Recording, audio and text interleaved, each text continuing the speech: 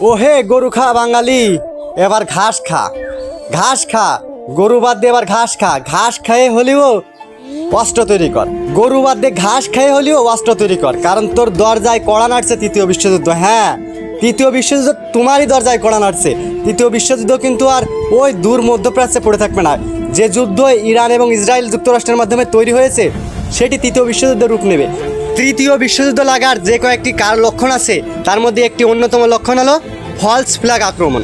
দেখুন, false flag আক্রমণ এমন একটি আক্রমণ যেটি হলো একটি দেশ আক্রমণ করে অন্য একটি দেশের উপর সেটার দায় চাপায়। ঠিক তেমনই একটি ঘটনা গত দুদিন আগে ঘটেছে।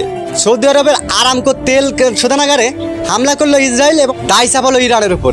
অর্থাৎ সবাই ধরে নিল যে ইরান হামলা করেছে। এটিই হলো ফলস ফ্ল্যাগ আক্রমণ।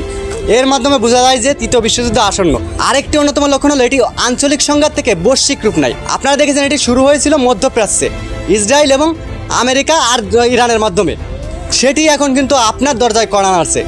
এটি কিন্তু আর মধ্যপ্রাচ্যের ভিতর সীমাবদ্ধ নয়, এটি দক্ষিণ এশিয়ায় কিন্তু ছড়িয়ে গেছে। দক্ষিণ এশিয়ায় এর আঁচ এবং প্রভাব এসে পড়েছে। কিন্তু আপনারা দেখেছেন উত্তর কোরিয়া গতকালকে কিন্তু ক্ষেপণাস্ত্র উৎক্ষেপণ করেছে।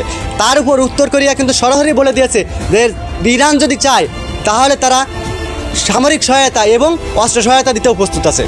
এরপর আপনারা দেখেছেন গতকালকে আমেরিকা কিন্তু ভারতের কাছে তাদের সামরিক ঘাঁটি স্থাপনের জন্য সহায়তা চেয়েছে, কিন্তু ভারত নাকচ করে দিয়েছে।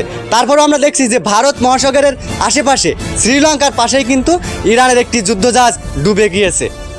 আমেরিকার হামলায় ইরানের একটি যুদ্ধজাহাজ শ্রীলঙ্কার পাশে ভারত মহাসাগরে ডুবে গিয়েছে। এ থেকে প্রমাণ হয় যে এই যুদ্ধ কিন্তু আর আঞ্চলিক সংঘাত নয়, আঞ্চলিক যুদ্ধ নয়, এটি কিন্তু বৈশ্বিক রূপ নিচ্ছে। অর্থাৎ তৃতীয় বিশ্বযুদ্ধের অনেকগুলো লক্ষণের মধ্যে এটি একটি লক্ষণ।